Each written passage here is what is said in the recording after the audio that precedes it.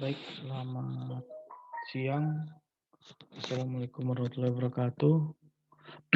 Ini suara saya sama layar saya kelihatan?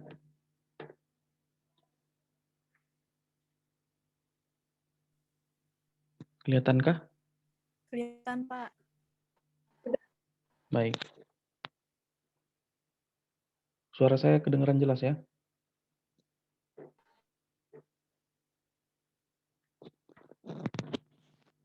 Oke, suara saya kedengaran jelas ya? Jelas, Pak. Baik, oke, kita lanjut kuliah kita ya. Jadi untuk hari ini kita ada dua mata kuliah, dua pertemuan, yaitu yang pertama itu yang pertemuan yang minggu kemarin, seharusnya minggu kemarin ya. Lalu pertemuan yang minggu sekarang. Nah, untuk yang pertemuan minggu kemarin itu kita membahas tentang tentang komputer. Lalu minggu yang sekarang ini kita seharusnya akan membahas tentang internet bagian satu. Nah, bagian komputer ini karena ini dasar ya, maksud saya itu saya ingin mengenalkan komputer secara umum. Kita akan membahas pertama tentang definisinya apa, lalu sejarahnya apa, lalu sistem komputer itu bagaimana, lalu bahasa pemrograman.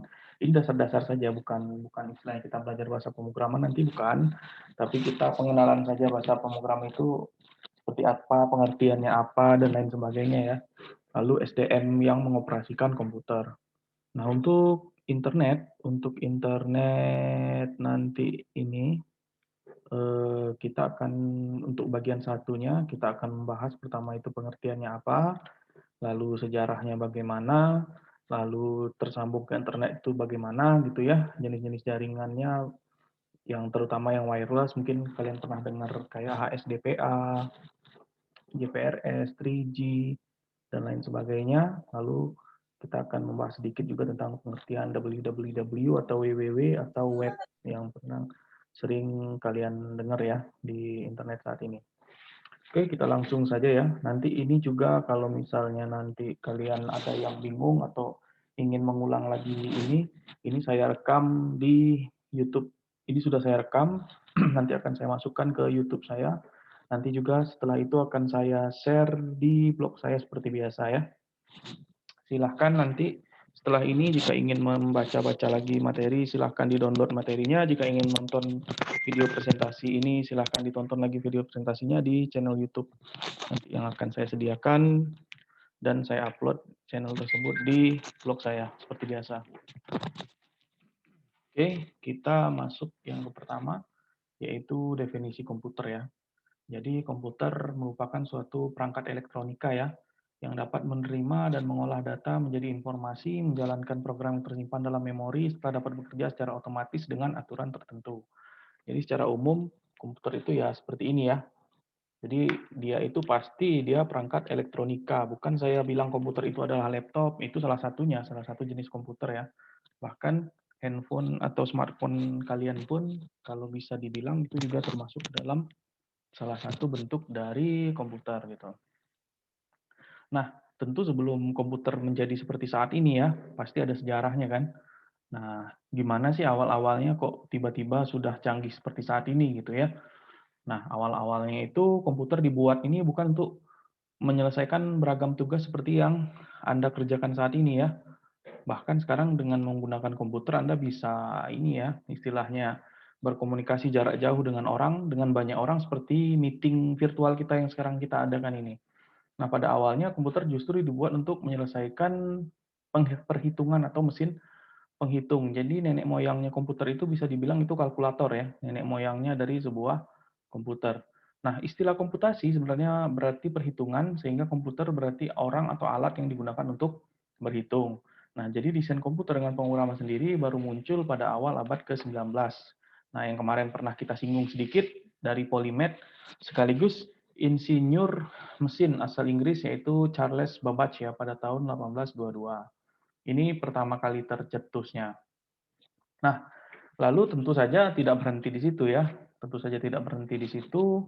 Lalu komputer analog modern pertama baru muncul pada tahun 1872 oleh Sir William Thomson. Ini merupakan sebuah perangkat untuk memprediksi gelombang air laut. Pada tahun 1876, setelah 4 tahun setelah itu, Ada lagi namanya James Thomson menciptakan sebuah komputer analog modern yang mampu menyelesaikan beberapa persamaan menggunakan mekanisme perputaran roda dan cakram. Jadi ini masih semi analog ya, masih analog dia. Nah, lalu puncak penciptaan komputer analog tiba saat H.L. Hazen dan Van Nevar Bush menciptakan komputer analog yang lebih kompleks dengan menggabungkan temuan Thomson dengan amplifier torsi temuan H.W. Neilman. Lalu perangkat ini bahkan bertahan hingga tahun 1950 untuk beberapa keperluan khusus seperti pendidikan dan penerbangan sebelum tergusur oleh kehadiran komputer digital. Nah, jadi kalau komputer yang begini-begini itu dia masih analog dan bahkan belum memerlukan listrik. Nah, lalu sejarah komputer digital atau komputer modern pada tahun 38 Navy ya atau Angkatan Laut Amerika berhasil menciptakan komputer analog berbasis elektromekanik. Nah, temuan ini menjadi sebuah gebrakan karena ukuran perangkat yang dihasilkan cukup praktis ya. Maksud praktisnya ini bukan sekecil seperti yang Anda bayangkan sekarang ya. Tapi praktis maksud ini bisa diangkut oleh sebuah kapal selam karena Anda tahu sendiri kan kalau komputer awalnya itu besar-besar ya. Nah, ini cukup praktis sehingga bisa diangkut oleh sebuah kapal selam. Pasti tapi ukurannya jauh lebih besar daripada yang kita temukan saat ini ya. Dan tidak memerlukan daya operasi sebesar komputer analog generasi pertama. Nah, selanjutnya ada lagi namanya komputer Z3, ciptaan insinyur Jerman Konrad Zuse. Komputer ini kemudian disebut sebagai komputer digital pertama. Z3 ciptaan Zuse menggunakan sistem bilangan biner yang lebih simpel dan praktis jika dibandingkan dengan sistem desimal yang digunakan oleh Babbage. Lalu ada lagi yang ENIAC ya. Nah, ini yang kemarin kita singgung sedikit juga yang namanya ENIAC. ENIAC itu kepanjangan dari Electronic Numerical Integrator and Computer. Jadi mesin ini memang serupa dengan Colossus yang kemarin itu, namun kecepatannya lebih baik dan juga lebih fleksibel. Nah, untuk mengoperasikan ENIAC, ini ENIAC ini lebih canggih daripada yang di bawah kapal selam tadi ya. Nah, untuk mengoperasikan ENIAC, pengguna harus memasukkan program secara manual ke dalam mesin menggunakan saklar khusus. Nah, mesin ini sendiri berukuran raksasa. Beratnya mencapai 30 ton dan menggunakan tenaga listrik sekitar 200 kW. Anda bayangkan ya, beratnya 30 ton, Anda bayangkan dengan komputer yang Anda pakai sekarang beratnya paling berapa ya? 2 kilo tidak nyampe kali ya. Apalagi kalau dibandingkan dengan smartphone yang sekilo aja tidak nyampe, beberapa gram, berapa ratus gram saja ya. Dengan daya yang bisa memakai baterai yang cukup kecil. Kalau zaman dulu ya ini sampai 200 kilowatt. Jadi kalau 200 kilowatt itu berarti beberapa rumah digabungkan jadi satu baru bisa menghidupkan satu komputer gitu. Nah, lalu masuklah generasi kedua, semakin dekat menuju komputer modern seperti yang kita kenal sekarang ya. Nah, jadi komputer modern digagas oleh matematikawan Inggris Alan Turing dalam karya tulisnya ini, On Computable Numbers tahun 1936. Nah, Turing memunculkan gagasan untuk menciptakan sebuah perangkat yang disebutnya sebagai Universal Computing Machine. Penemuan Turing ini kemudian memunculkan konsep komputer dengan store program. Ya, ini baru mulai dikenalkan apa yang dinamakan dengan tempat penyimpanan di komputer. Kalau yang sekarang ini kalian itu bisa disebut RAM atau hard disk gitu ya. Nah, komputer dikembangkan dengan membuat ruang khusus untuk menyimpan program. Tapi kalau zaman dulu itu dia hanya menyimpan program saja yang disimpan, bukan seperti yang sekarang bahkan sampai bisa menyimpan lagu segala macam ya. Nah, komputer dengan store program pertama di dunia adalah Manchester Baby milik Frederick C. Williams, Tom Kilburn, dan Geoff Tothill. Lalu selanjutnya setelah era store program muncul era bipolar transistor yang ditemukan oleh William Shockley, John Bardeen, dan Walter Brattain dari Bell Laboratories. Jadi Bell Laboratories seperti yang kita bahas kemarin itu adalah sebuah laboratorium yang dicetuskan, digagas, dan dibentuk oleh Alexander Graham Bell. Jadi sebenarnya dia aja sih sebenarnya. Nah mereka ini adalah ilmuwan yang bekerja di di laboratorium itu. Nah, alat ini menggantikan vacuum tubes yang digunakan komputer digital generasi awal. Transistor ini lebih ringan dan praktis dan hanya membutuhkan sedikit tenaga listrik. Selain itu, transistor juga lebih tahan lama. Pemanfaatan transistor pertama kali dalam sejarah komputer tercatat dalam proyek Tom Kilburn dari University of Manchester. Nah, ini mulai kecil komputernya nih. Sejarah komputer kemudian beranjak pada penggunaan sirkuit terpadu atau IC yang Anda lihat sekarang ya. IC kalau misalnya Anda mungkin tahu IC itu yang kecil-kecil yang di dalam komponen-komponen itu ya. Kalau misalnya Anda sering membuka-buka radio misalnya. yang kecil-kecil peta itu di dalamnya itu namanya IC. Nah, sirkuit terpadu merupakan sebuah perangkat yang terbuat dari material semikonduktor dengan seluruh komponen listrik terintegrasi. Nah, konsep ini dicetuskan oleh Geoffrey W.A. Damer. Penerapannya sendiri dilakukan oleh beberapa pihak, tapi yang paling terkenal adalah Jack Kilby dari Texas Instruments dan Robert Noyce dari Fairchild Semiconductor. Nah, ini sudah mulai nih. Nah, baru generasi ketiga ya. Nah, adanya integrated circuit, pengembangan komputer pun lebih terdefinisi. Jadi lebih terarah ya ini menuju komputer dengan ukuran yang lebih kecil. Caranya dengan mengecilkan ukuran sirkuit serta komponen elektrik dalam komputer. Nah, jadi makin kecil komputer itu sebenarnya makin canggih lah dia gitu ya. Nah, hal ini kemudian diwujudkan melalui large scale integration. Jadi ini nenek moyangnya laptop ini. Yang laptop sama komputer modern yang saat ini. Nah, lalu pada tahun 64 mulailah ditemukan apa yang dinamakan dengan komputer mobile ya. Komputer mobile atau yang bisa kita sebut laptop sekarang ini ya. Tapi semobile-mobilenya komputer zaman dulu, sekecil-kecilnya komputer zaman dulu, tetap beratnya 23 kilo ya. Anda akan berotot kalau membawa ini kuliah ke kampus ini. Nah, gagasan ini kemudian publik mulai menyadari bahwa komputer juga bisa digunakan oleh masyarakat di luar kalangan ilmuwan dan matematikawan seperti anggapan sebelumnya. Jadi dulu-dulu kan, apalagi zaman mungkin ayah kalian masih muda gitu ya, mungkin beranggapan komputer itu digunakan oleh orang kaya, ilmuwan, kampus-kampus besar gitu. Nah, sekarang ini mungkin beliau-beliau tidak terpikirkan bahwa ternyata komputer itu bisa digunakan oleh semua kalangan sekarang ini. Bahkan mungkin tukang tukang apa ya? Tukang saya pernah ketemu itu tukang somai itu aja melayani antar jemput ya memakai smartphone ya sebuah model dari komputer kecil gitu ya. Bahkan semua kalangan menggunakan itu sekarang ini ya. Nah, contoh komputer mobile generasi pertama adalah buatan IBM 5100 yang kodenya memiliki berat 23 kilo. Nah, lalu sejarah generasi ketiga dan keempat tahun 70-an, pabrikan perakitan komputer mulai memproduksi komputer untuk masyarakat yang kemudian disebut dengan mini komputer.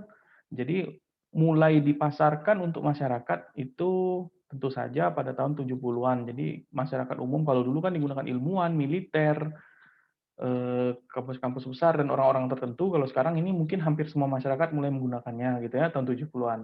Nah, perangkat ini hadir dengan software sederhana. Saat itu yang paling populer adalah word processing dan spreadsheet. Nah, word processing ini tuh yang istilahnya itu yang sering Anda yang sering Anda kenal atau nenek moyangnya dari sekarang yang Anda gunakan yaitu Microsoft Word. Nah, spreadsheet ini tuh hampir sama dengan apa, Excel lah. Nah, bergeser pada tahun 80-an, mini komputer mulai dilengkapi dengan program video game untuk hiburan. Nah, jadi kalau dulu tuh komputer cuma bisa untuk mengetik saja ya. Nah, baru pada tahun 80-an awal mulai dilengkapi video game untuk hiburan. Tapi jangan Anda bayangkan video gamenya seperti yang sekarang ya. Gambarnya mungkin kalau Anda pernah lihat film apa ya, film yang peta-peta itu loh gambar-gambar itunya itu kira-kira seperti itu gitu. Film apa ya? Lupa saya nama film itu. Yang film kartun yang eh aduh lupa saya.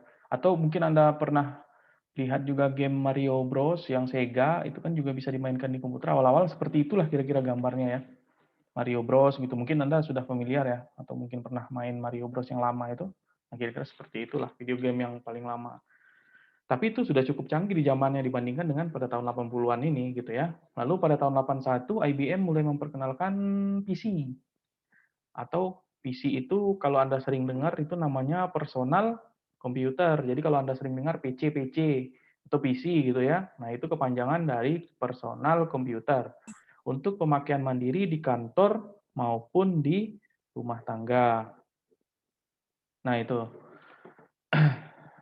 Hingga tahun 91, penjualan PC dari IBM bahkan telah mencapai 65 juta unit ya. Jadi kalau dulu PC itu kebanyakan buatan IBM ya, bahkan mungkin kalian sekarang nggak kenal dengan IBM ya. Karena PC itu sekarang sudah banyak ininya, vendornya, bahkan IBM itu pun sudah jarang sekarang mengeluarkan PC untuk komersil ya. Tapi untuk diingat bahwa nenek moyang dari PC-PC yang kita kenal sekarang ini dulu dibuat oleh IBM ini. Jadi IBM ini adalah bisa dikatakan nenek moyang dari brand-brand komputer yang kita kenal sekarang ya. Asus segala macam itu dulu nggak ada. Nah, IBM inilah ininya. Nah, lalu komputer pada generasi keempat juga terus diperkecil ukurannya dan ditambah kemampuan kerja perangkat lunaknya. Makin sini makin canggih. Nah, lalu untuk saat ini sendiri komputer sudah mulai memasuki generasi kelima ya. Jadi ini sudah masuk generasi kelima. Hal ini ditandai dengan penggunaan AI ya, AI atau artificial intelligence. Kalau kalian sering dengar AI gitu ya, artificial intelligence atau kecerdasan buatan. Tapi memang sistem ini belum bisa benar-benar diterapkan karena masih banyak kekurangannya. Contoh AI yang sering kalian dengar itu, kalau kalian pernah pakai kalau di Android itu tuh kayak semacam Siri kalau di Apple, atau Google Assistant kalau di handphone. Kalau di Microsoft itu apa ya? Lupa saya. Microsoft ada juga tuh yang mirip-mirip begitu tuh. Jadi kalau misalnya kalian bilang, "Oke Google," nah dia akan apa gitu. Nah itu mirip-mirip lah seperti itu gitu. Tapi belum benar-benar bisa diterapkan karena masih banyak kekurangannya ya, belum secanggih. Kalau kalian nonton Iron Man yang Jarvis, kalau pernah dengar Jarvis itu ya, nah belum secanggih itu sih. Cuma itu masih mungkin di masa depan ya bisa jadi seperti itu kan. Karena apa yang kita teknologi yang sekarang kita temukan di masa ini mungkin dulu di masa ayah kita kecil-kecil dulu atau orang tua kecil-kecil dulu belum terbayangkan dulu kan. Akan ada telepon, mungkin dulu telepon zaman saya SMA pun saya nggak bisa membayangkan telepon itu bisa nonton film dulu kan. Di HP kita bisa nonton film zaman saya SMA, terus saya sebelum belum belum ini, masih HP hitam putih gitu ya. Mungkin zaman ayah kita dulu ya masih pager, kalian tahu pager ya? Yang peta yang cuma bisa nerima pesan itu. Nah itu. Tapi bagaimana ternyata perangkat yang ada di HP sekarang memiliki sejarah yang panjang ya. Jadi minimal ini memberikan apa ke kita, perangkat apa yang kita pakai sekarang itu sejarahnya sudah panjang gitu ya, dari tahun 18-an, 90-an awal, sehingga sampai tercipta seperti yang sekarang kita ketahui. Mungkin yang kita ketahui sekarang pun, yang kita anggap canggih sekarang pun belum canggih-canggih amat jika dibandingkan mungkin yang dipakai oleh orang Korea misalnya, atau oleh militer Amerika sekarang mungkin lebih canggih lagi. Bahkan jadi gini, kalau untuk kecanggihan teknologi itu sebenarnya awal-awal pertama dipakai itu pasti militer yang pakai gitu ya. Nanti kalau sudah tidak terlalu ini, baru dijual secara sipil, nah, baru itu kita nikmati gitu ya. Mungkin yang kita nikmati sekarang pun belum secanggih apa yang dinikmati oleh orang-orang yang memang sudah dulu lebih maju dari kita negaranya gitu, misalnya gitu. Oke, nah jadi kalau kita berbicara tentang sistem komputer, sebenarnya dia ada 3 elemen ya, 3 elemen yaitu hardware, perangkat keras, software, perangkat lunak, dan brainware. Jadi sebenarnya 3 ini intinya, perangkat keras, perangkat lunak, dan brainware. Jadi kalau kalian dengar pernah sering ngomong-ngomong dalam apa dikumpul misalnya tugasnya soft copy apa hard copy, yang namanya soft ya lunak itu ya bukan berarti kalau dipegang lunak gitu ya, bukan ya. Yang lunak itu ya istilahnya secara digital gitu ya. Contohnya kalau kalian ngirimkan makalah dalam bentuk soft copy ya berarti cuma bisa dibuka dengan menggunakan komputer. Kalau misalnya hard copy ya berarti artinya bisa dipegang dia. Kalian print di atas kertas. Nah, kira-kira itulah maksud soft dan hard di sini ya. Nah, kalau kita kembali ke sini, hardware dan software, perangkat keras itu ya rangkaian elektronika yang ada di komputer kita gitu. Contoh ya, contoh hard disk, prosesor, VGA, apalagi keyboard segala macam itu hardware. Kalau software itu contoh kayak apa Word gitu ya, Microsoft Word, Office segala macam itu yang istilahnya fisiknya ada, tapi tanpa itu ya tidak bisa hidup komputer kita gitu ya, Windows gitu ya. Nah, brainware SDM atau orangnya yang mengoperasikan komputer. Jadi misalnya kita sudah punya hardware, sudah punya software. Ya kalian tidak ada untuk membuka komputer itu atau mengoperasikan komputer itu ya tetap begitu-begitu saja komputernya gitu ya. Makanya 3 ini yang menjadi inti dari sebuah sistem komputer. 3 ini saling melengkapi dia. Tanpa manusia ya ini dan ini tidak berguna. Tanpa ini ya ini tidak jalan. Tanpa hardware ya ini dan ini tidak bisa. Mungkin kita cuma punya lisensi Microsoft Word, tapi kita tidak punya, misalnya kalian punya Microsoft Word nih, lisensi gitu kan, yang berlisensi Ori segala macam gitu ya. Lah kalian tidak punya komputernya ya gimana cara ininya gitu kan gitu. Ya gimana cara apa namanya? Cara makainya gitu kan. Atau kalian punya komputer nih, tapi Windows-nya nggak ada gitu kan, ya nggak bisa hidup kan komputernya. Nah gitu. Atau misalnya komputer sama software-nya lah ada, tapi orang yang makainya nggak ada, ya sama saja kan, tidak berguna gitu ya. Jadi kalau kita bicara tentang hardware, nah itu ada beberapa jenis ya. Ada I/O device, artinya ini input output device atau alat input dan output. Ada yang namanya memori, ada namanya prosesor. Nah, gitu. Ini tadi saya dapat WA ada yang masuk tapi belum saya admit, belum saya okekan gitu ya. Nah, ini sekarang ada yang mau jadi co-host enggak ini? Siapa yang bisa jadi co-host di sini? Biar saya jadikan nanti kalau misalnya saya lagi enak ngajar, ada yang masuk, saya bisa langsung dia yang admit. Ada yang mau jadi co-host ini? Ketua kelas siapa di sini? Ketua kelas? Udah ada ketua kelasnya? Belum ya? Mbak Sofi, Pak, ketua kelas. Saya, Pak. Mana? Coba. Mbak Sofi ya? Mbak Sofi ya? Iya, Pak. Nah, kamu saya jadikan co-host ya. Nanti kamu yang, kalau misalnya ada kawanmu yang masuk, kamu ini kan ya. Oke kan ya? Nih, sudah saya Iya, jadikan Pak. co-host ya. Oke, saya jadikan co-host.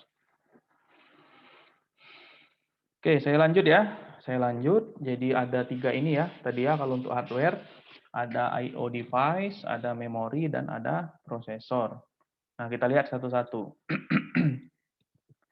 Prosesor pertama ya. Jadi prosesor merupakan bagian dari perangkat keras komputer yang melakukan pemrosesan aritmatika dan logika, serta pengendalian operasi komputer secara keseluruhan. Jadi bisa dibilang prosesor itu adalah otaknya dari sebuah komputer. Nah, jadi kalau kalian dengar prosesornya berapa gitu ya, termasuk HP lah gitu ya, handphone lah gitu ya. Kenapa kok prosesor makin bagus itu makin kenceng ya? Itu istilahnya otaknya makin encer ya, dia makin pinter kan gitu.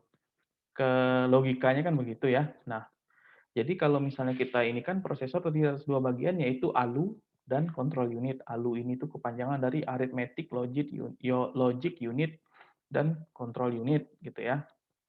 Nah, lalu kita kalau bicara tentang memori, ada 2 nih fungsinya. Ada yang namanya primary memory dan ada namanya secondary memory. Primary memory ini memori pertama atau memori utama dipergunakan untuk menyimpan data dan instruksi dari program yang sedang dijalankan. Biasa disebut sebagai RAM. Jadi kalau kalian pernah dengar RAM-nya berapa gitu ya. Nah, inilah dia RAM yang sebenarnya adalah sebuah memori utama dia. Nah, itu ada citra Eri itu masuk Mbak Sofi. Coba diinikan, di admit. Udah bisa belum admitnya? Belum, Pak. Loh, kok belum? Kan sudah jadi co-host.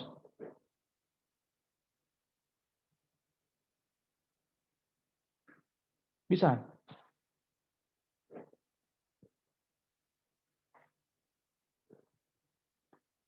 Oke, saya lanjut ya. Jadi kalau misalnya kalian nanya tentang RAM, apa sih kepanjangan RAM? RAM itu adalah kepanjangan dari Random Access Memory gitu ya. Random Access Memory, makanya akses dari memori RAM itu adalah acak atau random.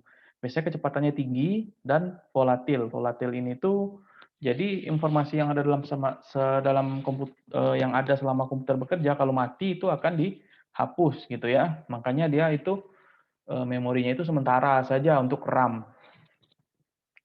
Kenapa? Makanya RAM makin besar RAM juga makin baik karena ya itu tadi makin bisa cepat dia memproses data gitu ya. Lalu ada yang dinamakan dengan secondary memory. Nah, inilah yang sering kita dengar dengan floppy disk atau disket ya. Mungkin kalian nggak ketemu ya, zaman kalian mungkin nggak ketemu lagi dengan disket. Tapi kalau hard disk pasti kalian ketemu ya. Hard disk yang ini penyimpanan, CD-ROM mungkin kalian ketemu juga ya. CD yang untuk muter CD itu, magnetic tape ini mungkin kalian juga nggak ketemu lagi, optical disk atau CD, dan lain-lain. Nih ya, kalau disket itu yang belum tahu tuh bentuknya seperti ini nih. Nah ini, kalau CD-ROM ya seperti ini ya, kalau flash disk ya seperti ini, bahkan macam-macam sekarang ada flash disk yang sebesar upil mungkin ya, kecil sekali gitu ya. Nah itu. Jadi secondary memory. Nah ini secondary memory ini tuh non volatil atau persisten. Jadi apa yang kita simpan di sana selama tidak kita hapus, selama tidak kita hapus, nah itu dia tidak akan hilang. Jadi misalnya kalian ngopi data ke hard disk atau ke flash disk kalian gitu ya, pasti dia tidak hilang datanya kan, karena selama tidak kalian hapus atau kena virus segala macam ya, tidak mendapat perlakuan apa-apa gitu. Setelah di copy dibiarin aja, dia selamanya, selama si alat itu juga tidak rusak ya, dia akan tetap ada datanya. Berbeda dengan RAM tadi ya. Nah, kecepatannya relatif lebih rendah dibandingkan dengan RAM tadi. Aksesnya tetap random ya, aksesnya tetap random. Contoh-contohnya yang tadi, hard disk, CD-ROM, magnetic tape, optical disk, dan lain-lain. Nah, lalu misalnya kita berbicara tentang input-output device, itu yang input ya jelas ya, kalau input artinya memasukkan sesuatu ya. Kalau output, keluar atau mengeluarkan sesuatu. Nah, kalau misalnya kita ngomong tentang input device atau perianti masukan, jadi input-output device itu dulu. Apa yang dimaksud dengan input-output device? Ini merupakan bagian yang berfungsi sebagai penghubung antara komputer dan lingkungan di luarnya. Jadi apa yang bisa terjadi dalam komputer itu kan kalian yang mengendalikannya ya. Nah, untuk mengendalikan apa yang ada di dalam komputer itu ya kalian butuh input dan output device ini. Misalnya untuk mengetik kalian butuh keyboard dan untuk melihat hasil ketikan kalian kalian butuh monitor. Nah, untuk mengcopy atau mencetak, untuk mencetak ya, untuk mencetak hasil ketikan kalian, kalian butuh printer. Nah, tapi itu kita bedakan lagi menjadi input dan output.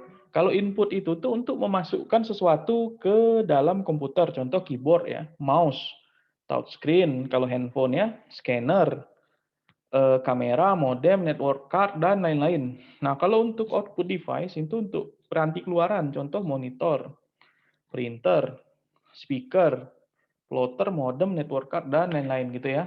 Nah, itu input dan output device. Lalu masuk ke perangkat lunak. Nah, kalau tadi itu perangkat keras, sekarang kita ngomong atau cerita tentang perangkat lunak, diskusi tentang perangkat lunak. Oke. Eh, sebentar.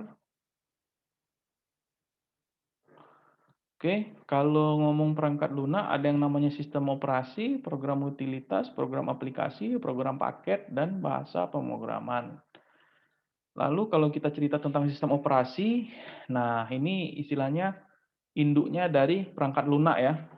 Jadi merupakan perangkat lunak yang mengoperasikan komputer serta menyediakan antarmuka dengan perangkat lunak lain atau dengan pengguna. Nah, jadi kalau perangkat lunak untuk sistem operasi ini contoh, kalau dulu sekali namanya ada Microsoft DOS, kalau sekarang ada Windows, mungkin kalian masih ketemu lah dengan XP ya, bahkan mungkin beberapa dari kalian masih pakai XP ya. XP itu tuh mungkin orang menganggap sudah tua sekali, padahal ada yang lebih tua dari itu sebenarnya. Dengan berbagai generasi ya, yang paling baru sekarang adalah Windows 10 ya. Atau kalau misalnya kalian pengguna MacBook, ya macOS kan, pernah dengar macOS, tapi macOS saya tidak terlalu familiar, saya tidak tahu juga seri-serinya apa saja. Ada Macintosh, ada OS 2, Unix, bahkan Android itu juga bisa disebut sebagai sistem operasi untuk perangkat mobile atau Android yang kita punya, itu sistem operasi. Nah, lalu ada yang namanya program utility atau utilitas, merupakan program khusus yang berfungsi sebagai perangkat pemeliharaan komputer. Jadi kalau utility ini untuk pemeliharaan komputer, seperti contoh antivirus, partisi hard disk, manajemen hard disk, dan lain-lain gitu ya. Jadi kalau yang dimaksud dengan partisi hard disk itu seperti kalau misalnya kalian di komputer pasti ada bagian C, bagian D, bagian E misalnya kan. Nah, itu namanya partisi atau bagian-bagian dari hard disk. Sebenarnya kan perangkatnya cuma sebiji tuh. Misalnya ternyata laptop kalian kan hard disknya cuma satu gitu kan, tapi kok kenapa ruang-ruangnya banyak? Nah, partisi itu semacam ruang-ruangan, sekat-sekat gitu ya. Ibarat hard disk kalian itu rumah, partisi itu tuh kamar-kamarnya gitu loh. Nah, itu maksudnya partisi itu. Kalau antivirus kalian sudah familiar semua lah ya apa artinya. Nah, manajemen hard disk itu ya untuk membuat hard disk, untuk memanajemen hard disk. Contoh kalau misalnya kalian pernah dengar defrag gitu ya. Defrag hard disk gitu, format segala macam hard disk, format. Mungkin kalau format flash disk atau format hard disk kalian juga sudah tahu ya, itu termasuk dalam program utility. Bahkan untuk mempartisi hard disk itu sendiri ya, Itu program utility. Nah, contoh program utility, Norton Utilities, Partition Magic, McAfee, bahkan mungkin kalau kalian mau warning Nero segala macam itu sama deh, utility program. Nah, ada lagi aplikasi-aplikasi ya. Kalau aplikasi ya spesifik ya. Contoh kalau misalnya kita di akuntansi, ada aplikasi akuntansi. Contoh aplikasi akuntansi itu tuh, aduh kok lupa saya. Yang untuk ngitung-ngitung itu tuh, lupa saya. Lalu aplikasi perbankan itu yang biasanya aplikasi mobile di handphone kita itu ya. Aplikasi manufaktur, kalau di elektro itu ada nama aplikasinya itu etap gitu untuk ngitung-ngitung simulasi segala macam gitu. Nah, saya tidak tahu kalau di sosiologi apakah ada aplikasi sepertinya pasti ada ya. Mungkin ada gitu karena tapi saya sendiri yang tidak tahu ya aplikasi untuk sosiologi. Pasti ada aplikasi ini aplikasi-aplikasi khusus. Lalu program paket. Nah, kalau paket ini tuh yang dikembangkan untuk kebutuhan umum ya, jadi semua orang bisa pakai. Kalau tadi aplikasi yang tadi itu semua orang nggak bisa pakai ya, tertentu saja orang yang pakai. Kalau misalnya aplikasi ini kayak etap segala macam itu ya di elektro saja. Kalau yang ini, kalau yang umum itu semua orang bisa pakai. Contoh Microsoft Word, Word Perfect, pengolahan angka, contoh Excel ya kalau yang sering kita dengar ya. Tapi ada yang lain lagi sih, Lotus, Quattro Pro gini. Kalau untuk presentasi Microsoft PowerPoint yang paling familiar ya. Jadi semua orang bisa bisa pakai. Saya bisa pakai, Anda dari sosiologi bisa pakai gitu ya kalian gitu ya. Guru kalian dari SMA bisa pakai dan segala macam. Lalu kalau desain grafis contoh CorelDRAW, Photoshop dan lain-lain. Nah, ini semua orang bisa pakai ya. Nah, itu.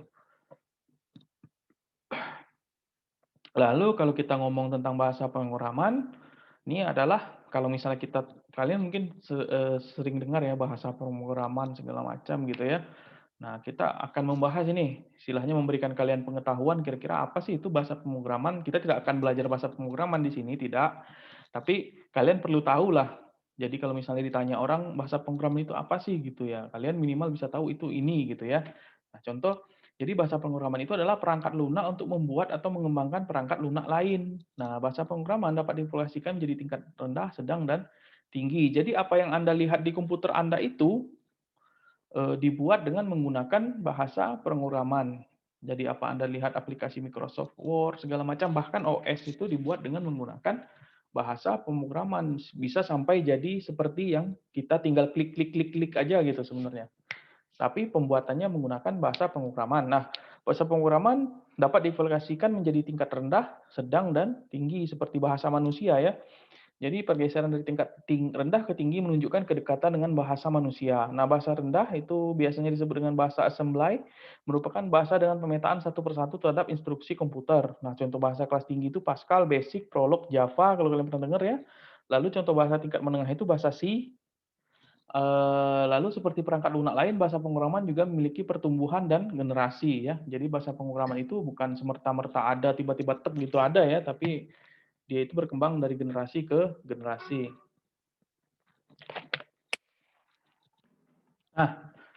Nah, tentu saja terakhir kita masuk ke bagian SDM-nya ya. SDM. Nah, terdapat berbagai peran yang dapat dilakukan manusia dalam sistem komputer gitu ya. Dalam sistem komputer. Nah, peran-perannya ini pertama analis sistem. Nah, berperan melakukan analisis terhadap permasalahan dihadapi serta merancang solusi pemecahannya dalam bentuk program komputer.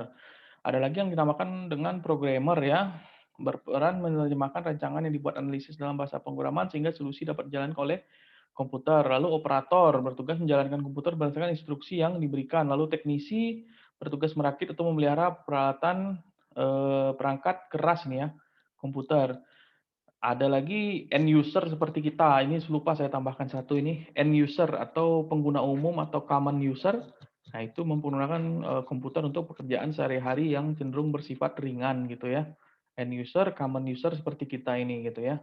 Yang menggunakan komputer untuk nonton film, ngetik tugas, baca e-book dan segala macam gitu ya. Nah, jadi kalau kita ngomong mengklasifikasikan komputer, ya bisa kita klasifikasikan menjadi beberapa ya. Pertama, sinyal masukan, ukuran, generasi, tujuan pembuatan. Kalau berdasarkan sinyal masukan tadi ya, berdasarkan ini kesimpulannya ini ya. Sinyal masukan analog tadi ya. Analog itu contoh menerima sinyal masukan berupa data analog. Yang paling gampang itu komputer penghitung aliran BBM dalam SPBU. Jadi kalau kalian lihat ada itu tuh termasuk jenis komputer juga, mesin pompa BBM SPBU itu yang misalnya bisa menghitung kalau kalian memakai sekian, sorry, kalau kalian menggunakan sekian liter ini duitnya sekian. Nah itu masuknya komputer karena ingat ya, tujuan pertama kali digunakan komputer itu adalah untuk menghitung. Nah, jadi kalau pompa yang untuk menghitung berapa duit yang harus kalian bayar jika kalian membeli bensin sekian liter, nah itu tetap namanya komputer. Lalu komputer digital ya, menerima masukan digital dan merupakan komputer kebanyakan yang kita kenal. Ada lagi komputer hybrid, menerima masukan analog dan digital. Ini agak jarang ini, karena tidak semua orang memakai komputer jenis ini. Kalau berdasarkan ukuran, ada beberapa macam tentu saja ya. Ini biasanya berdasarkan fisik lah dan capability atau kemampuan dari komputer tersebut gitu ya.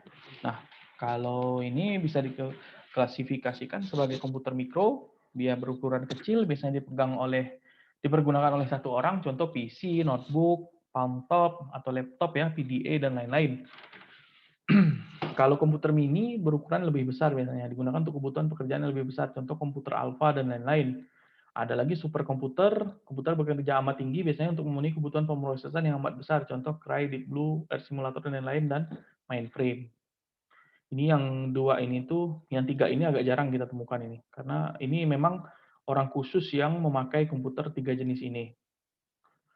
Oke, kalau berdasarkan generasi tadi ya, ini generasinya tadi generasi 1 tahun segini, generasi 2 tahun segini, generasi 3 segini, generasi 4 segini. Lalu berdasarkan tujuan pembuatan, ya ada tadi yang general purpose ya, untuk yang sering kita gunakan untuk kebutuhan umum lah, nonton film, ngetik, chatting segala macam itu biasanya PC, notebook dan lain-lain contohnya. Lalu special purpose atau kebutuhan khusus biasanya dikembangkan untuk kebutuhan khusus ya. Pasti kebutuhan khusus juga, contoh untuk bermain catur gitu dan lain-lain gitu ya. Oke, mungkin materi untuk pertemuan yang seharusnya minggu kemarin ini sudah selesai saya paparkan. Ada pertanyaan, komentar? Silakan kalau mau berdiskusi. Bertanya juga silakan.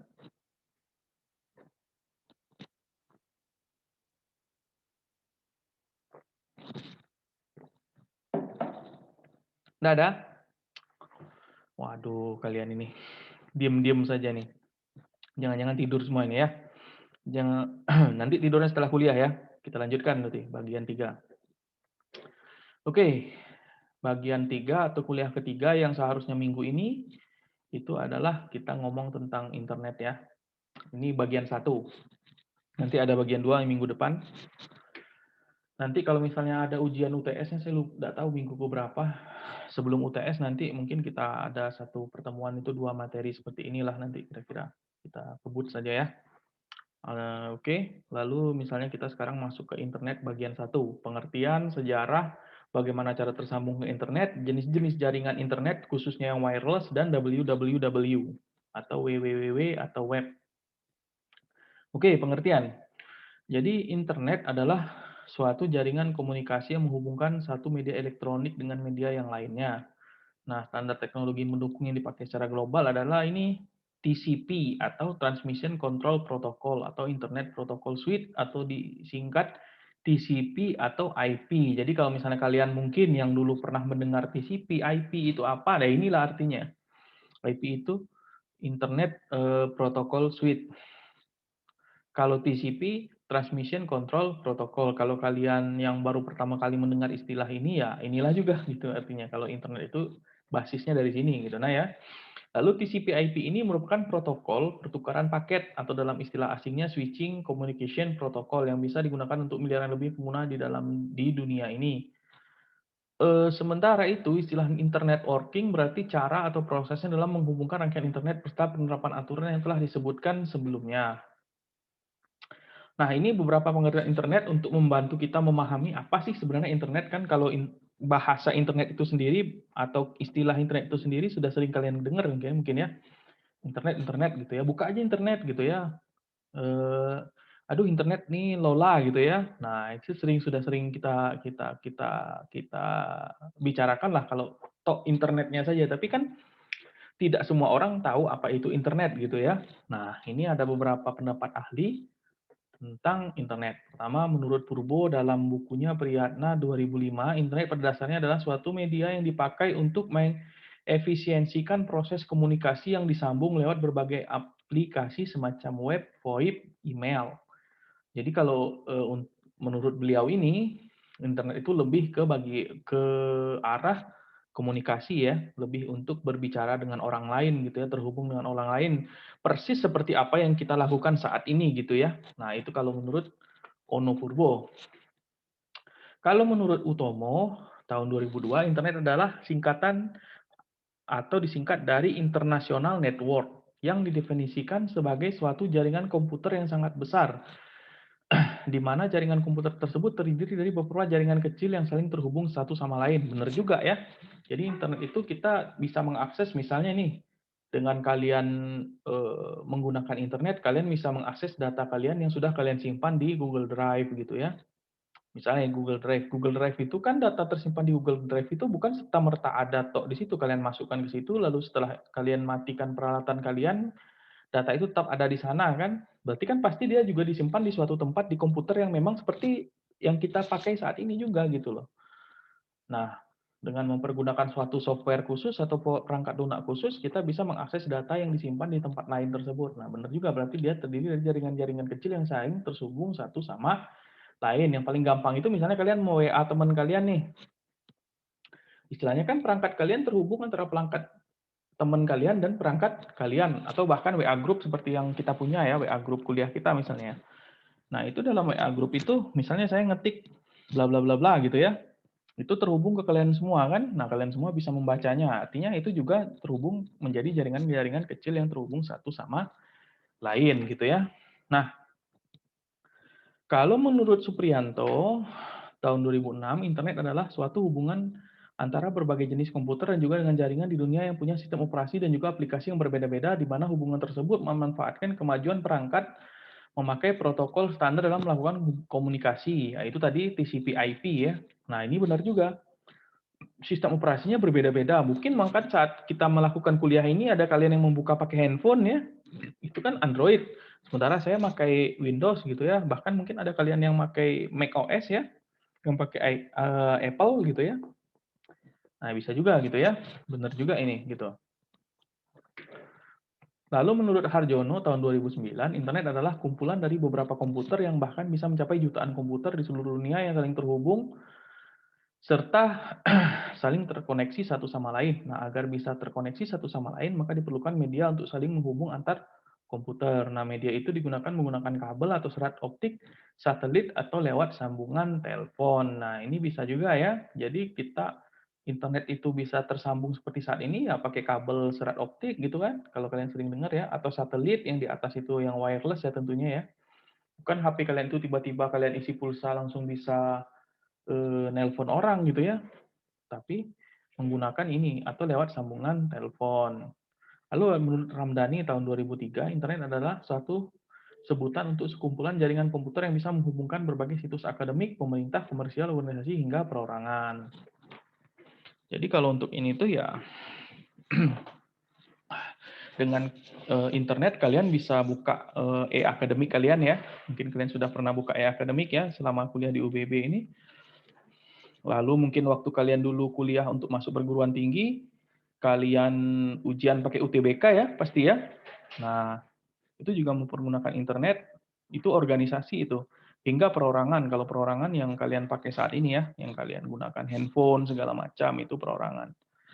Lalu menurut Sibero tahun 2011, internet atau kependekan dari interconnected network adalah sebuah jaringan komputer yang menghubungkan antara komputer secara global atau di seluruh dunia. Ya, ini yang paling gampang lagi. Jadi dengan menggunakan komputer kita bisa tahu berita apa yang terjadi di Amerika gitu ya. Mungkin kalian sudah dengar ya Presiden Amerika Donald Trump kena COVID ya.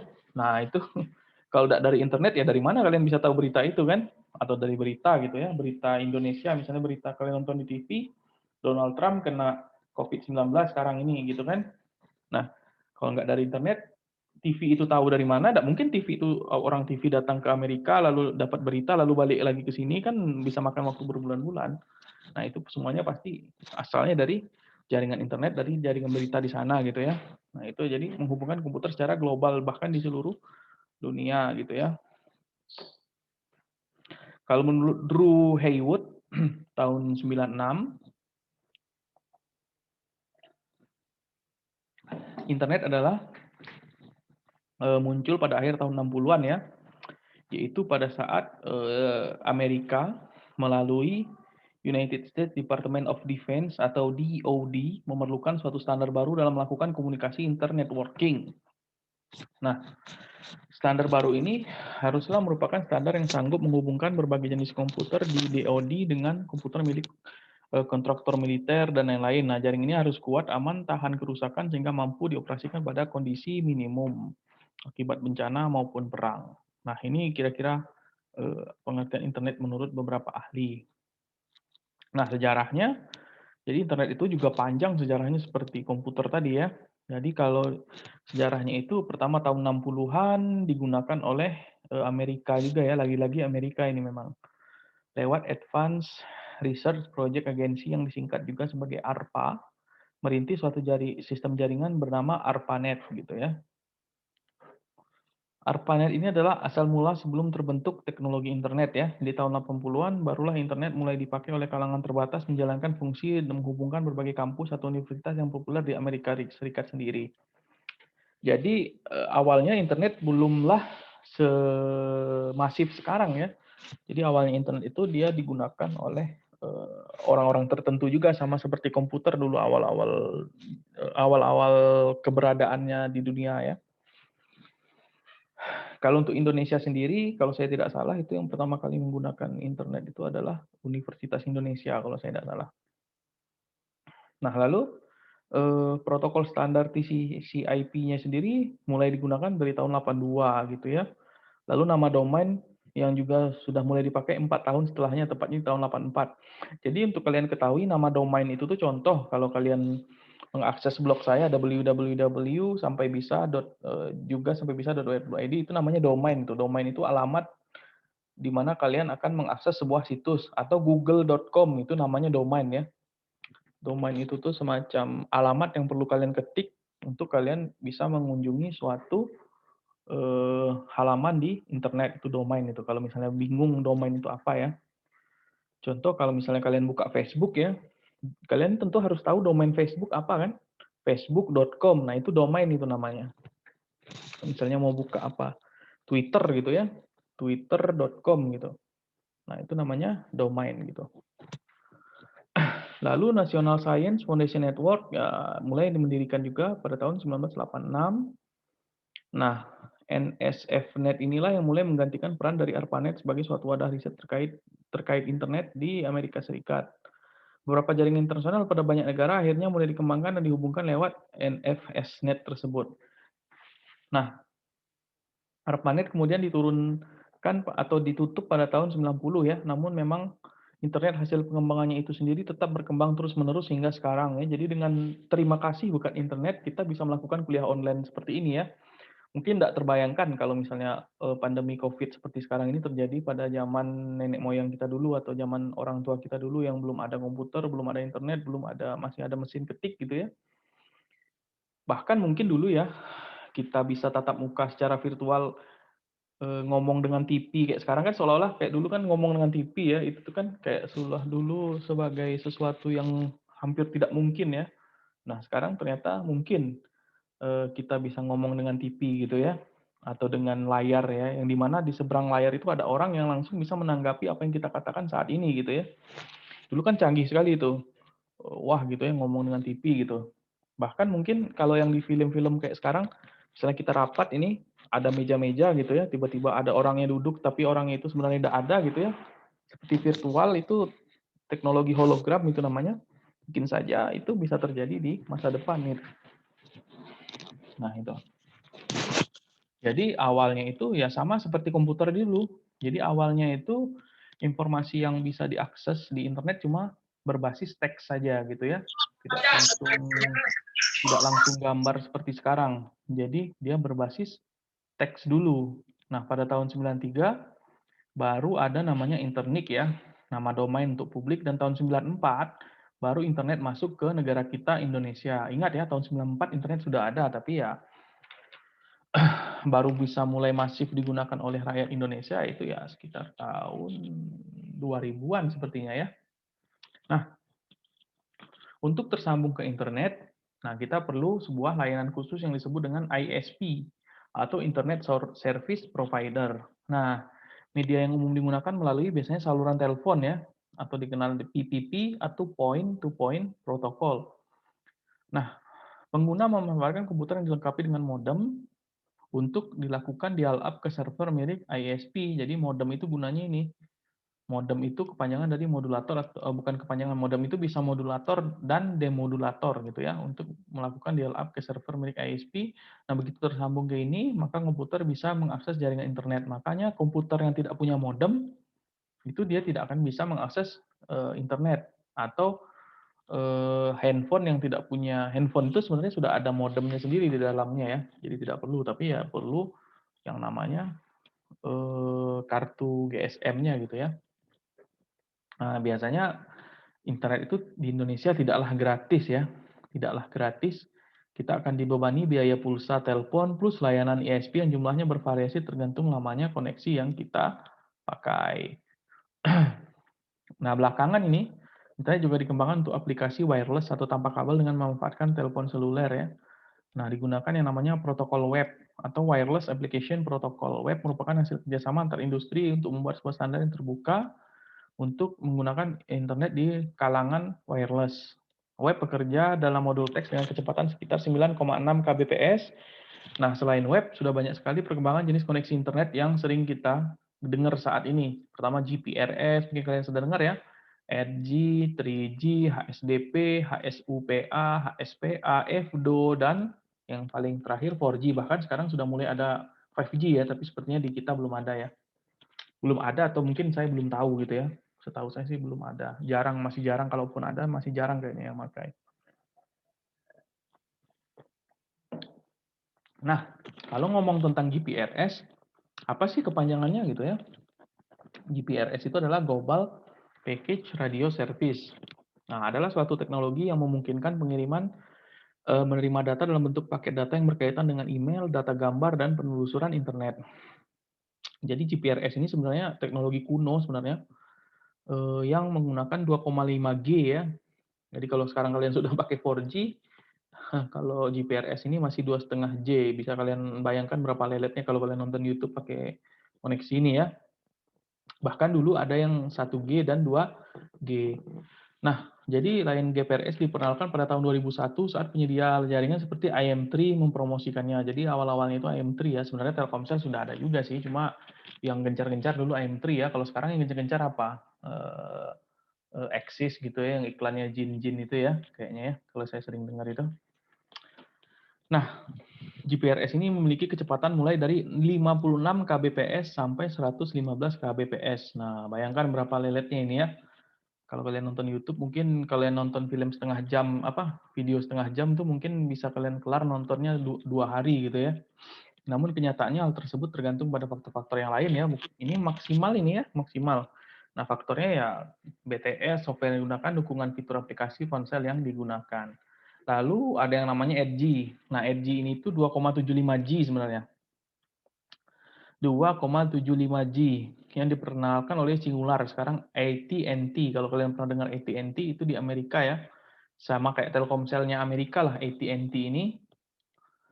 Nah, pada tahun 2003. Nah, jaringan 8G idealnya memiliki kecepatan 236 kbps. Cukup pelan juga ini, cukup pelan juga. Kalau tadi dia 115, kalau ini dia 236 kbps. Lalu ada lagi 3G ya. Nah, ini 3G nih. Nah, 3G ini tuh tahun 2001 juga oleh Jepang, Docomo, NTT Docomo yang disusul oleh Korea Selatan pada tahun 2002. Nah, kalau ini nih pada level minimum 2 Mbps ya, pada pengguna yang berada pada posisi diam. Jadi, posisi kita itu juga mempengaruhi kecepatan internet kita sebenarnya. Kalau diam itu bisa sampai 2 mega, kalau dia berjalan kaki itu 384 kbps. Ada lagi HSDPA ya. HSDPA itu lebih canggih lagi dia, sampai ini sampai 14 Mbps ini, lebih kencang lagi dia. Jadi HSDPA ini tuh dia sistemnya itu sudah UMTS atau Universal Mobile Telecommunication System. Jadi secara komersial sudah digunakan oleh 109 negara. Ada lagi HSUPA. HSUPA itu sudah sampai 5,7 mega ini. Meganya ini megabit ya. Mega. Nah, ini baru disinilah mulai kita lancar pakai YouTube, pakai blog dan lain-lain ya. Bahkan kita bisa sekarang kalau bukan cuma YouTube ya, bahkan kalian bisa nonton online ya sekarang melalui internet gitu ya. Mungkin kalian di rumah ada dapat RCTI, kalian tinggal buka RCTI aja langsung nonton pakai internet, pakai browser bisa gitu ya. Atau bahkan ada aplikasi nonton online sekarangnya contoh kayak Viu apa? Viu apalagi gitu ya. Aduh lupa saya. Banyak itu bahkan kalian bisa nonton film Korea ya, bagi yang suka Korea itu kan. Nah, nonton online. Viu yang saya ingat itu apa lagi ya lupa saya. Netflix, saya Netflix. Netflix termasuk nggak ya? Netflix kayaknya iya. Nah, gitu-gitu ya. Nah, ada lagi HSPA nih. HSPA ini tuh dia cukup cepat juga. Itu kecepatannya di atas 3G yang tadi ya. HSPA ini juga macam-macam, dia ada HSPA Plus dan HSPA saja. Jadi HSPA ini sudah pakai 32 juta koneksi di dunia ya. Pada akhir kuartal 2007 awal diperkenalkan dia hanya berjumlah 3 juta. Pada tahun 2008 setahun kurang dari dia mulai diperkenalkan, dia sudah 30 juta orang yang memakainya gitu ya. Ada lagi FDO. Nah, kalau kalian pengguna CDMA kayak Smartfren segala macam itu, mungkin kalian familiar dengan namanya FDO ya. FDO itu adalah Evolution Data Only atau Evolution Data Optimize. Nah, ini biasanya di CDMA. Ini lebih kencang dia daripada 3,5G ya. FDO ini tapi biasanya sebagian besar wilayah Asia ya biasanya. Tapi FDO ini tidak terlalu laku di pasar Eropa dan sebagian besar Asia.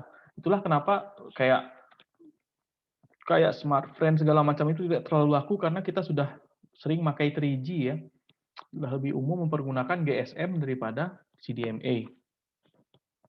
Nah, baru untuk generasi yang terbaru adalah 4G ya. 4G yang bukan terbaru sih sekarang sudah ada yang 5G. Cuma untuk saat ini kita masih sering mempergunakan 4G. Rata-rata bahkan HP-HP kalian pun sudah pakai 4G kan sekarang kan.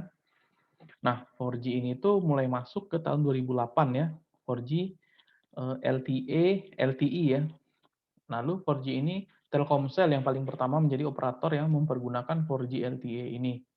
4G semakin mendukung perluasan layanan mobile internet yang diperkenalkan pada saat era 3G ya. Jadi apa yang diperkenalkan saat era 3G itu ya dengan 4G dia makin kenceng.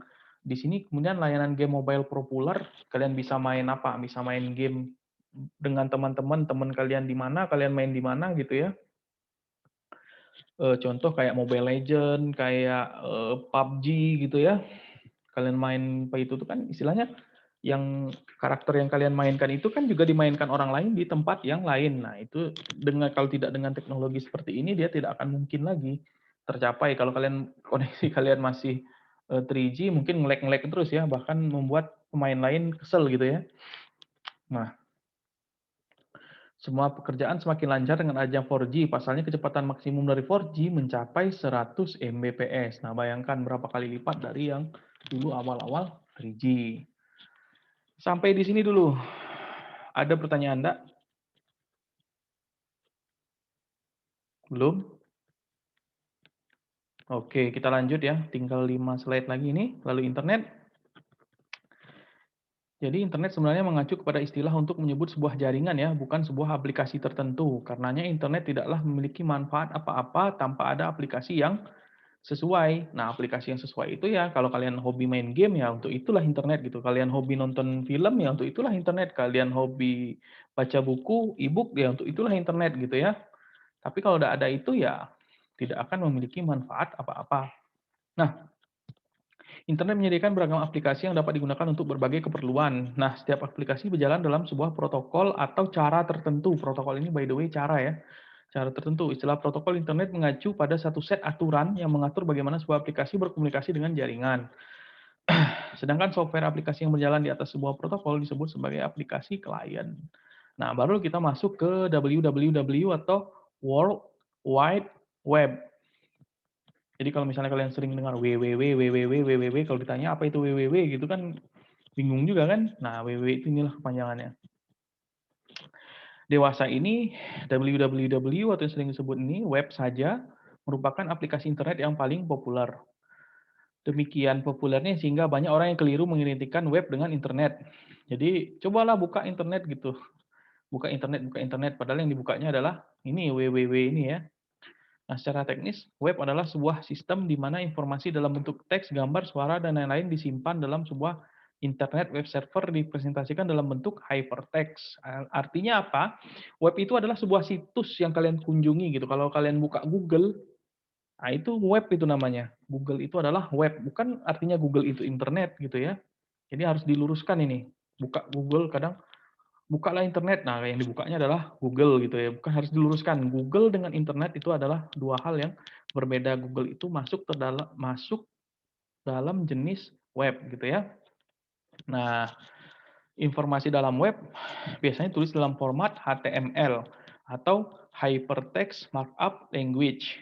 Nah, biasanya informasi dalam bentuk grafis, contoh grafis itu formatnya GIF, JPG, PNG ya, lalu suara formatnya AU, WAV, atau MP3 gitu ya, dan objek multimedia lainnya seperti MIDI, Shockwave, QuickTime Movie, 3D Word, dan lain-lain. Lalu web dapat diakses oleh perangkat lunak klien web server secara populer yang disebut dengan browser. Jadi browser itu tuh adalah aplikasi yang kalian gunakan untuk membuka sebuah web, mempergunakan jaringan internet. Nah, itu maksudnya. Jadi jangan bingung lagi browser itu apa sih gitu, yang kayak Google Chrome itu kan browser ya. Browser itu apa gitu ya? Waduh, browser itu tuh untuk ngetik-ngetik gitu kan. Padahal untuk ngetik-ngetik Microsoft Word gitu ya. Nah, misal gitu ya. Nah, jadi browser itu adalah sebuah perangkat atau aplikasi yang kita buat, yang kita gunakan untuk membuka halaman web. Browser itu macam-macam. Ada Google Chrome, ada nih ya, Internet Explorer, ada Opera. Namun ada juga beberapa yang kurang dikenal ya, karena hanya digunakan dalam lingkungan yang terbatas. Nah, browser membaca halaman web yang disimpan dalam web server melalui protokol yang disebut dengan HTTP. Kalau kalian sering dengar HTTP, www gitu ya, bingung lagi kan apa ya HTTP, www segala macam gitu ya. HTTP itu adalah kepanjangan dari Hypertext Transfer Protocol. Nah itu. Kalau misalnya ada lagi sekarang HTTPS. Kalau pernah dengar HTTPS itu ditambah secure di belakangnya gitu ya. Nah, sebagai dokumen hypertext, dokumen-dokumen web dapat memiliki link. Nah, ini lagi link. Link, kalau kalian sering dengar, kalian sering ngomong link gitu ya. Apa itu link? Link adalah sambungan dengan dokumen lain, baik yang disimpan dalam web server yang sama maupun di web server lainnya. Misalnya, klik link ini gitu. Artinya saya memberikan tautan ke kalian, sehingga kalian membuka sebuah halaman web mempergunakan browser di tempat yang lain gitu ya. Nah, link mempermudah suatu pengakses web berpindah dari satu halaman ke halaman lainnya dan berkelana di dalam suatu server ke server lainnya. Berkelana itu dalam tanda kutip artinya surfing ya. Nah, kadang diistilahkan dengan browsing. Jadi kalau kita membuka halaman, kegiatan kita membuka halaman web itu biasa diistilahkan dengan browsing. Ada juga yang menyebutnya dengan surfing atau berselancar. Kalau kalian sering baca berita berselancar di dunia maya gitu ya. Ya inilah dia kegiatannya itu yang namanya surfing. Nah, atau berkelana lah gitu ya bahasa Indonesia. Kalau di bahasa Indonesia kan lucu ya, berkelana gitu ya. Oke, jadi link itu semacam alamat yang kita klik, dia akan memindahkan kita dari suatu web ke web lainnya. Misalnya kalian lagi buka Google. Nah, Google itu sebenarnya dia bukan ini, dia itu sebenarnya adalah kumpulan link dari kumpulan link ya, halaman web yang menampilkan kumpulan link-link yang jika kalian ketik, kalian klik gitu ya, dia akan pergi ke tempat yang lain gitu ya. Kayak semacam kalau kalian hobi nonton Doraemon, kayak semacam pintu kemana saja lah itu si apa namanya, si Chrome itu ya. Nah, hingga saat ini jumlah halaman web yang bisa diakses melalui internet telah mencapai angka miliaran ya, miliaran. Untuk mempermudah penulisan halaman web, terutama menemukan halaman yang memuat topik-topik yang spesifik, maka Pengakses web dapat menggunakan suatu search engine atau mesin pencari. Nah, inilah Google ya, search engine atau mesin pencari. Dia nanti kita ketik satu keyword atau kata kunci, dia akan menampilkan link-link yang berhubungan dengan kata kunci yang kita ketik. Contoh cara mandi gitu ya, atau cara makan mie gitu, atau cara membuat mie. Nah, keluarlah nanti halaman link-link yang ini halaman web yang terkait dengan cara makan mie gitu ya, atau mungkin cara makan gitu ya, semua cara makan terkumpul di situ gitu ya. Nah, biasanya search engine yang terkenal itu adalah Google dan Yahoo. Tapi Yahoo sekarang sudah tidak terlalu terkenal lagi sih. Yang paling terkenal itu Google.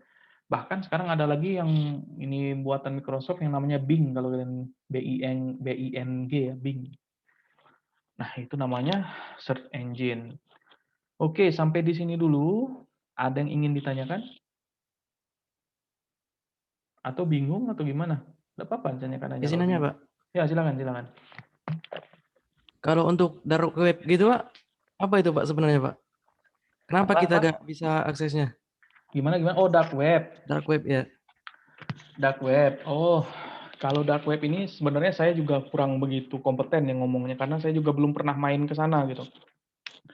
Kalau yang saya dengar-dengar, yang saya baca-baca, dark web ini tuh semacam apa ya? Semacam ya istilahnya internet ini kayak kalau orang bilang itu internet ini kayak gunung es ya, gunung es. Jadi kalau fenomena gunung es itu yang terlihat kan puncaknya saja ya. Sementara eh, bagian bawahnya itu adalah yang tidak terlihat. Nah, dark web ini semacam ini, bagian yang sering kita pakai Google segala macam, Facebook segala macam itu sebenarnya bagian dari yang baik-baiknya gitu. Kalau dark web ini bukan semua dark web itu jelek ya artinya, tapi dark web itu tuh semacam apa ya cara ngomongnya itu ya. Kayak semacam kalau kalian misalnya pergi ke pasar, ini ada pasar yang legal, ini ada pasar yang ilegalnya gitu ya. Istilahnya pasar yang dijual itu umum sih sebenarnya kayak parts motor misalnya segala macam, tapi yang dijual itu bekas curian gitu loh. Nah, di dark web itu kalian bisa menemukan apa ya, kayak semacam situs perjudian di dalam itu atau pokoknya yang nggak umum di dalam inilah, yang nggak umum di dalam internet biasa lah gitu, situs-situs perjudian kayak semacam disturbing picture atau gambar-gambar yang mengerikan gitu, yang kalau kita googling di Google itu biasanya gambar-gambar itu diblok sama Google ya. Nah kalau di dark web bisa kalian lihat kayak gambar gimana orang mecahin kepala gitu segala macam. Pokoknya kalau saya sih ngeri lah dark web itu, atau istilahnya kalian lagi nyari apa ya, nyari program bajakan yang bagus-bagus ya di dark web itu gitu loh. Kayak semacam inilah. Kalau dianalogikan kayak semacam pasar gelap lah istilahnya. Tapi saya juga belum pernah main ke dark web. Saya sekadar membaca-baca saja. Kira-kira analoginya seperti itu. Saya males sih main ke situ, apalagi kalau ketemu yang aneh-aneh kan. Pokoknya di dark web itu banyak yang aneh-aneh itu. Kalau kalian pingin ini, coba kalau ada kayak semacam situs diskusi ya, kayak semacam situs diskusi namanya Quora. Quora itu dia dia bukan ini ya, bukan situs terlarang, bukan. Quora itu kayak semacam situs tempat apa ya? Tempat istilahnya orang bertanya lalu dijawab oleh orang lain gitu ya. Nah, kalian cari-carilah tentang dark web di sana, itu biasanya ada apa itu dark web gitu ya. Ketik-ketik di Quora itu nanti kalian akan tahu sendirilah apa yang dimaksud dengan dark web. Saya sih males ke main-main ke sana agak ini katanya. Dan kurang aman juga untuk komputer kita, kadang-kadang setelah dari sana kadang-kadang bisa terhack atau segala macam gitu ya. Katanya sih gitu. Saya juga tidak mau main-main ke sana sih. Tidak perlu juga, belum perlu untuk saat ini kalau saya. Itu sih jawaban saya karena saya juga belum pernah. Jadi kira-kira seperti itulah cuma jawaban saya. Mudah-mudahan bisa dipahami. Baik, terima kasih, Pak. Ya, sama-sama. Ada lagi yang ingin ditanyakan?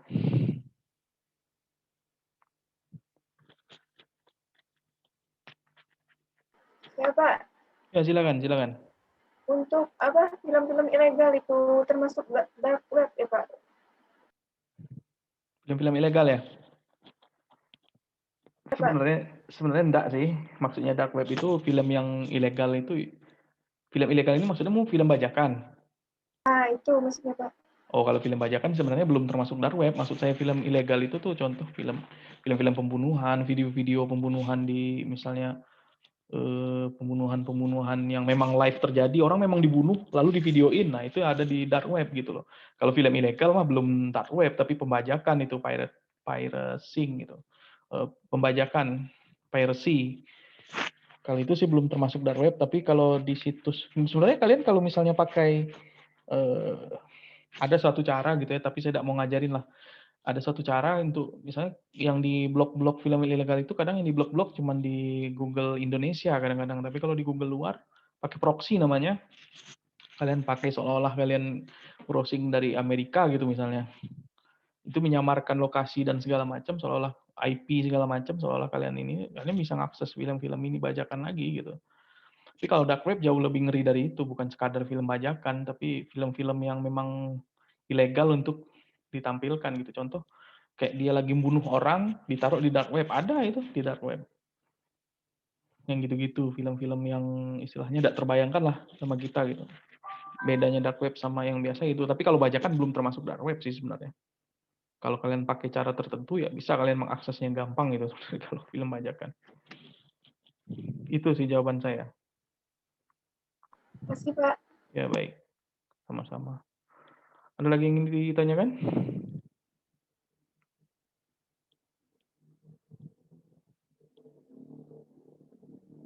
Oke, jadi silahkan dibaca-baca lagi nanti materi ini. Nanti kita ujiannya paling ya saya yang standar-standar aja. Contoh apa itu www gitu-gitu aja, apa kepanjangan www yang begitu-begitu saja, tidak perlu yang susah-susah. Tapi tetap kalian harus membaca-baca lagi materi-materi yang saya inikan gitu ya, dipaham-pahami lagi. Jika memang ada pertanyaan nanti kita bahas minggu depan pada saat kita kuliah selanjutnya. Silahkan kalau misalnya ada yang bingung gitu ya. Makin sering kalian bertanya ya bukan saya akan marah tapi saya akan makin senang, berarti kalian perhatian terhadap kuliah ini gitu ya. Ya mudah-mudahan nanti kita sama-sama diskusi. Saya juga belum, karena saya pertama kali dan saya bukan bidang saya sebenarnya kuliah ini. Tapi ya sedikit tahulah gitu ya. Kalau untuk yang dasar-dasar seperti ini ya mungkin nanti kita sama-sama diskusi. Mudah-mudahan siapa tahu juga walaupun ternyata jurusannya sosiologi tapi mungkin waktu SMA-nya SMK informatika ya saya tidak tahu kan, lebih tahu dia dari saya, ya silakan kita sama-sama berdiskusi. Belum tentu saya juga lebih tahu dari kalian gitu ya. Silahkan nanti dikomentari jika ada yang berkomentar. Nah, untuk ini nanti saya seperti biasa ya saya upload di blog saya. Silahkan diakses di sana. Tolong ingatkan kalau sampai 2 hari lagi sebelum saya upload ya. Tolong diingatkan kalau sampai 2 hari lagi setelah kalian cek blog saya, baik video ini maupun materi kuliah ini belum saya upload, tolong diingatkan saja. Karena kadang karena kesibukan dan lain hal, saya suka lupa ya. Kayak kemarin itu rencana saya mau bikin video untuk kuliah kedua, tapi ternyata saya lupa. Akhirnya saya bikin video lanjut aja kuliah ini dua pertemuan. Oke, mungkin itu saja ya. Ada lagi yang ingin ditanyakan atau didiskusikan? Tidak ada ya? Baik. Mungkin sampai di sini dulu kuliah kita. Terima kasih. Jika ada salah-salah kata saya mohon maaf. Selamat siang. Assalamualaikum warahmatullahi wabarakatuh. Waalaikumsalam warahmatullahi wabarakatuh. Waalaikumsalam warahmatullahi wabarakatuh. Saya end meeting ya. Iya, Pak.